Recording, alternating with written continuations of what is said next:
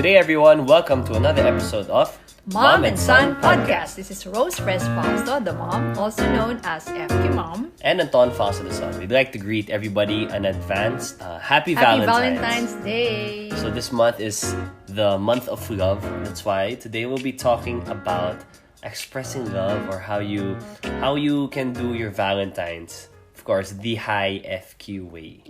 Ibig sabihin, hindi masyadong magastos. Hindi butas, butas bulsa. Butas wallet. Yeah, because it's very common that this is besides birthdays or Christmas, anniversaries, this would be the occasion wherein people really spend a lot to express their love and to show their appreciation.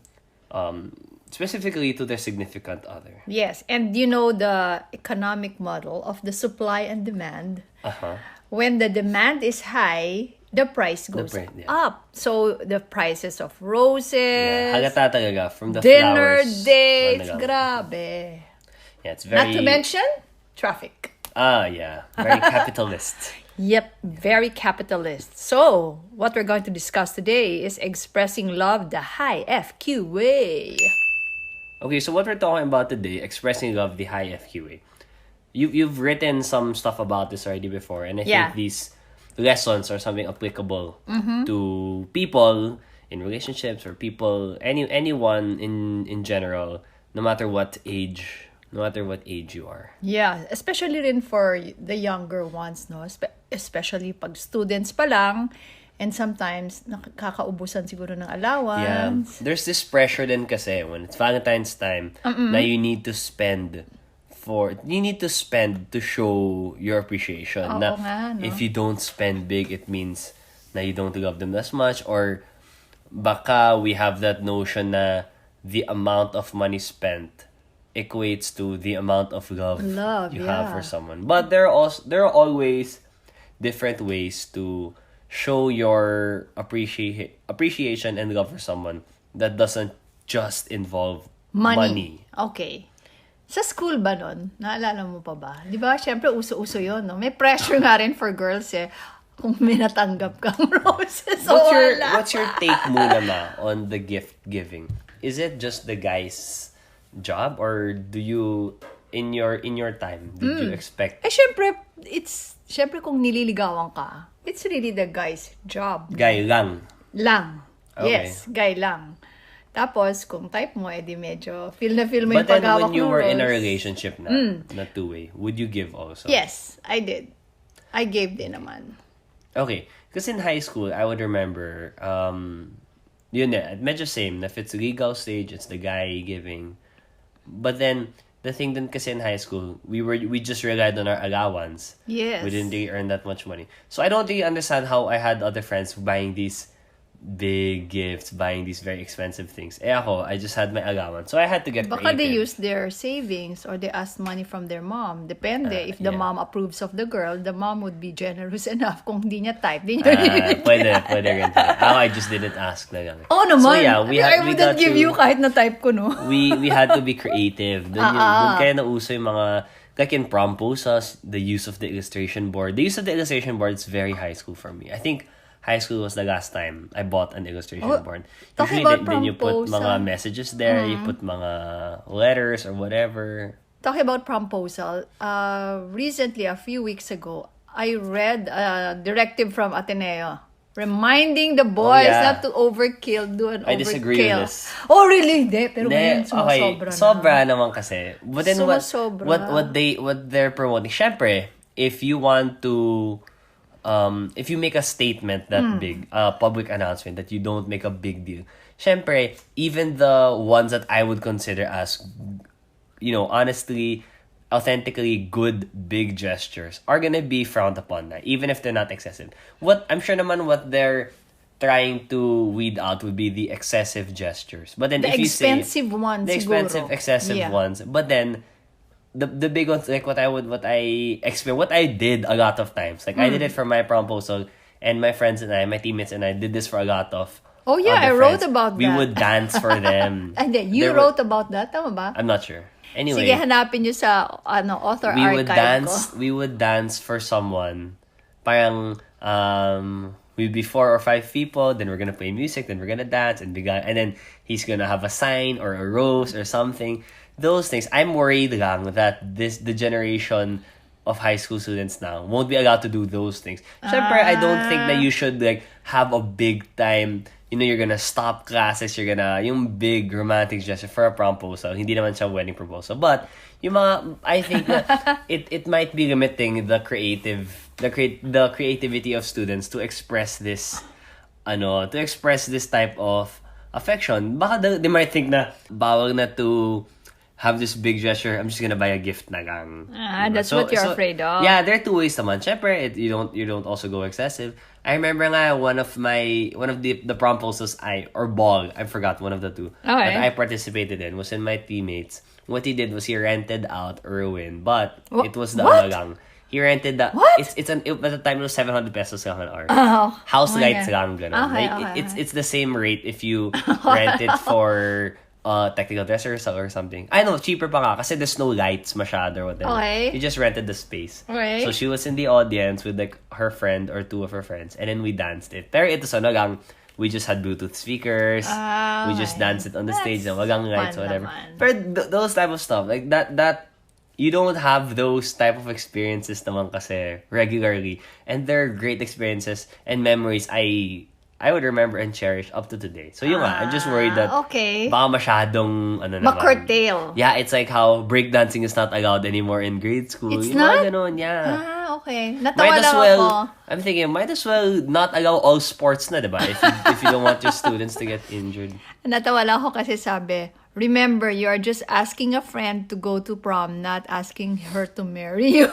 Yeah, but it's practice na. Anyway, so moving on to our topic of expressing love the high FQ way.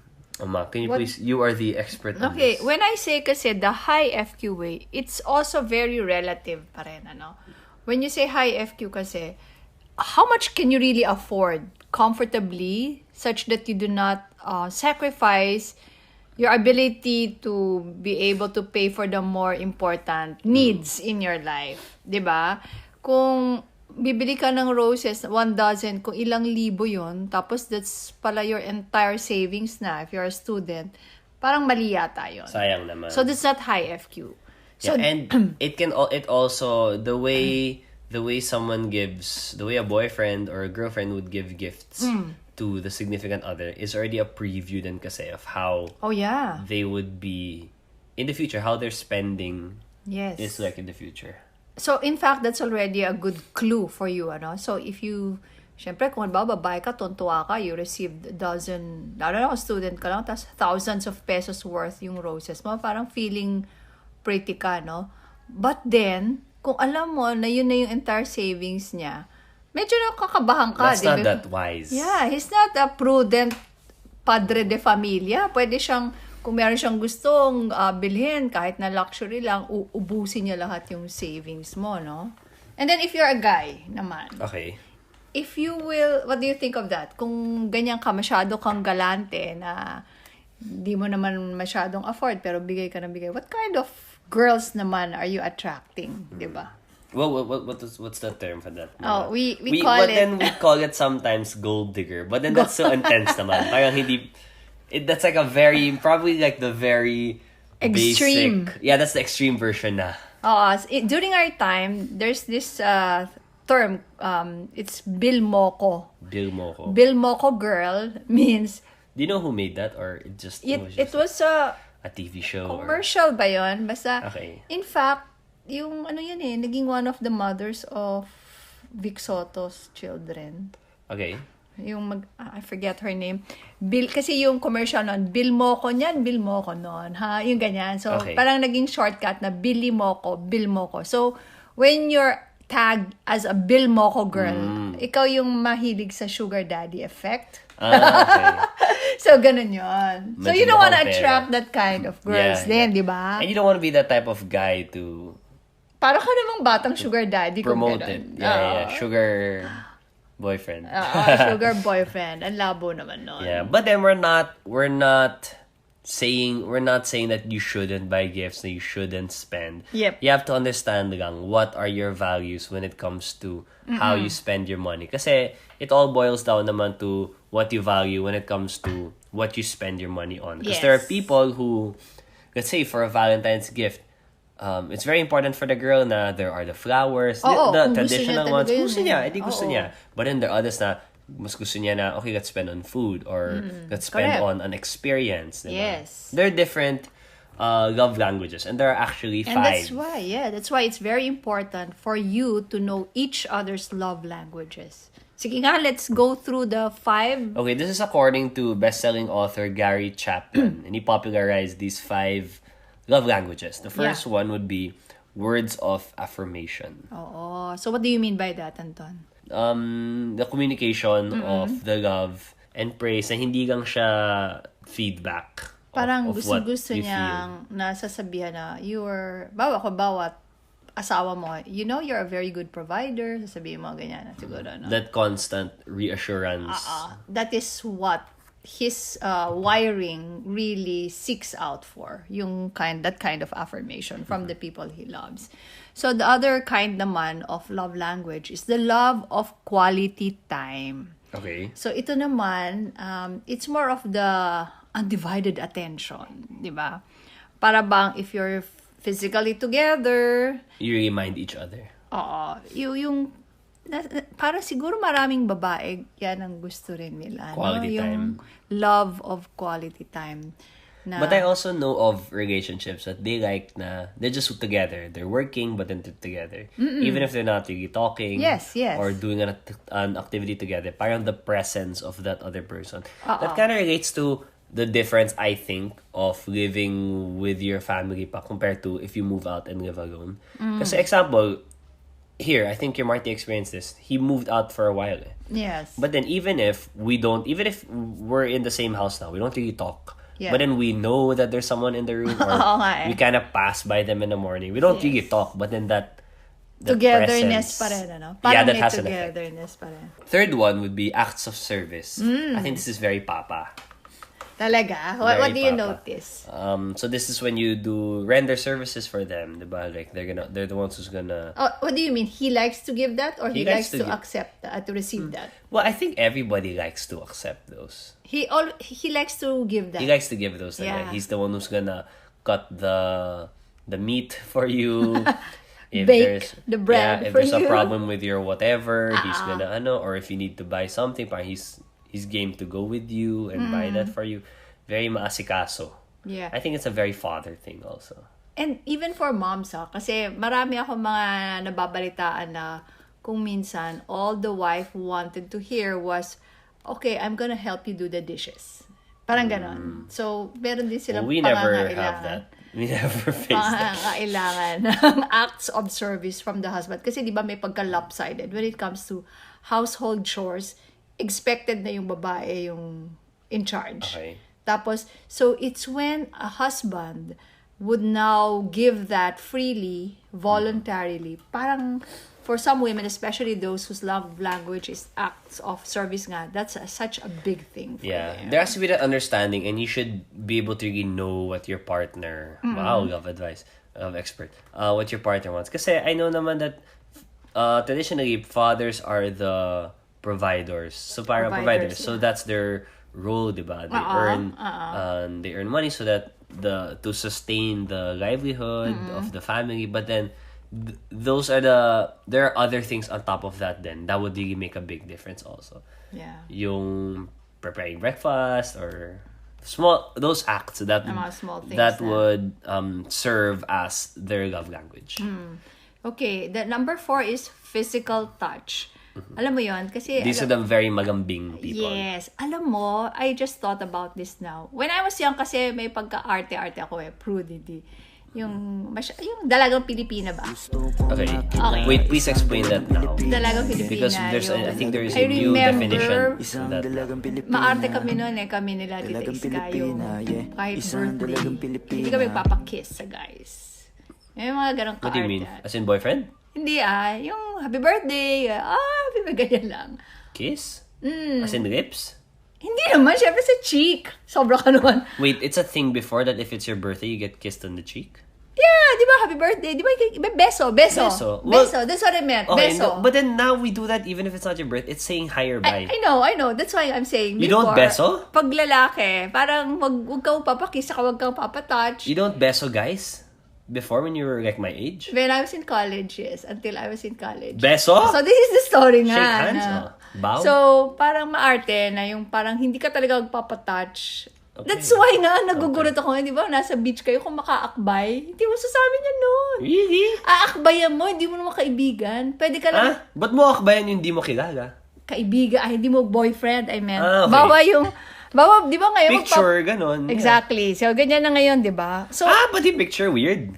para kung siguro, may pagka-arte nga. Okay. So, admittedly, may pagka-arte. And then, when I was out of that mga hang-up ko, I realized that physical touch is one of my love languages. Pala.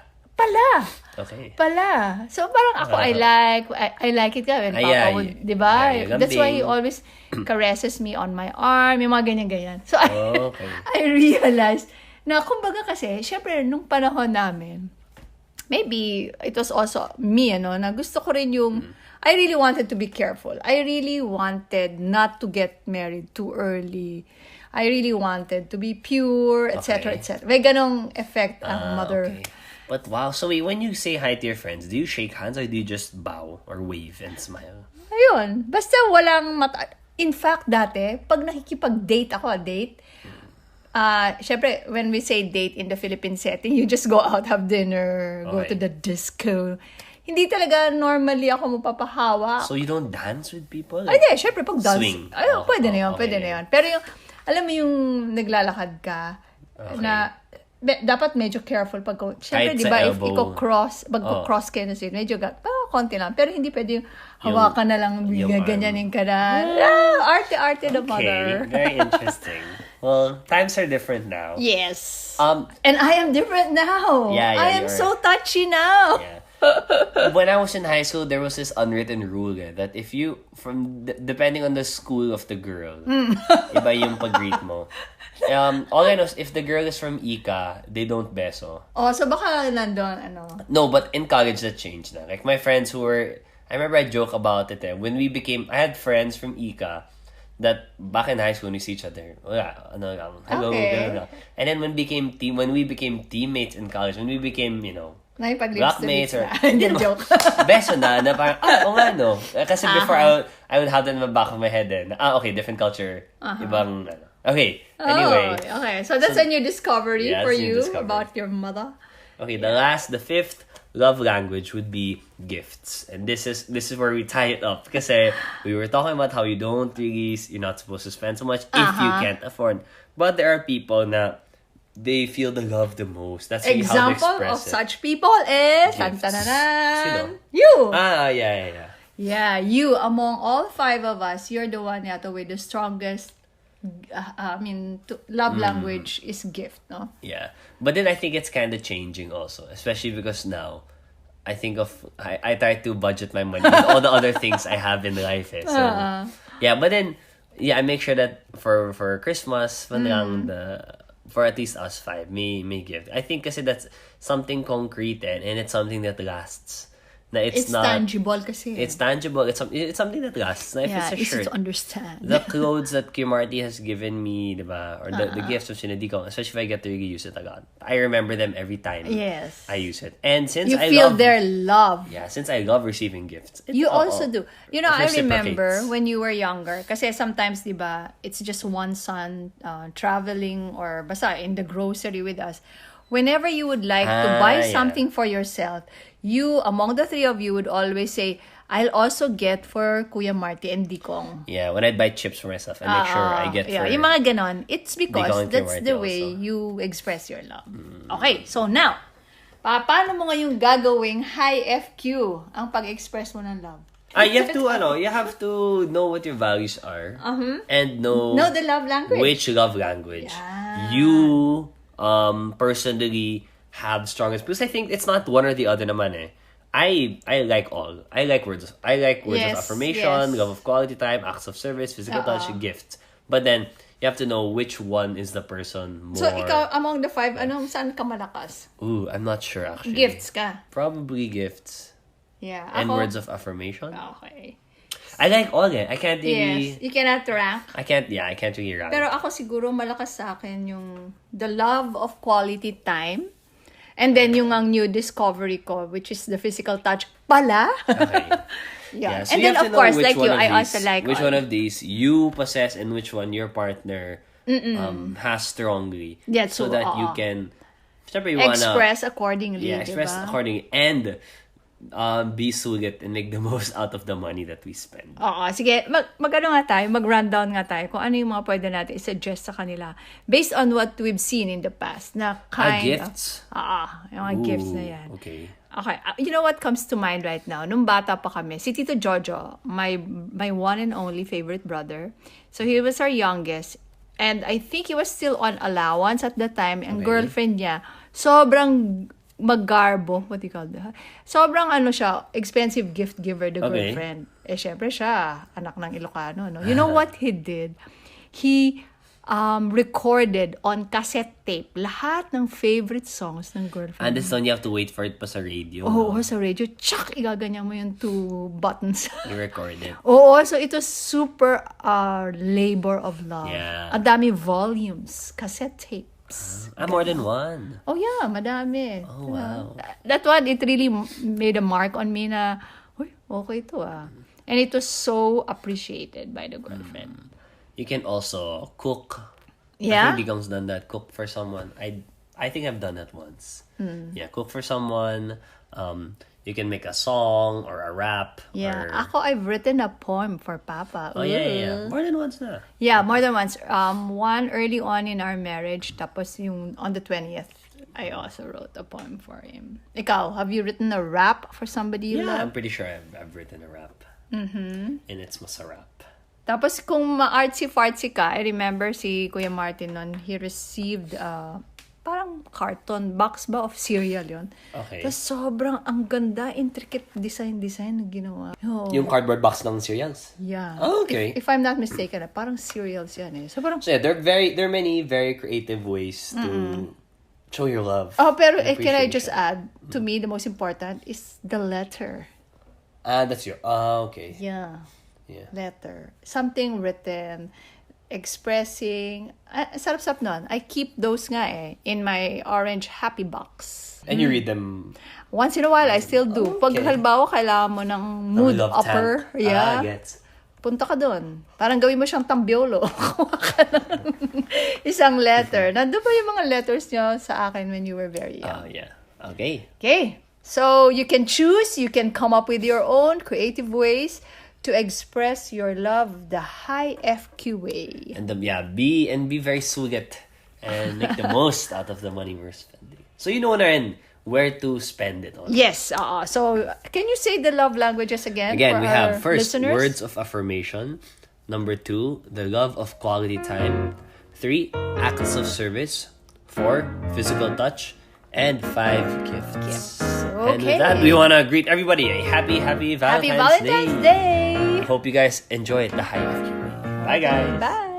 The Mom and Son podcast airs every Tuesday, 7 a.m. and can be streamed on Spotify, Apple iTunes, Google Podcasts, Buzzsprout.com, and YouTube. Just search Mom and Son podcast for your weekly dose of family, finance, passions, and everything in between. Leave a comment so other listeners may find this podcast. If you have any questions or suggested topics, email us at antonfalso@gmail.com.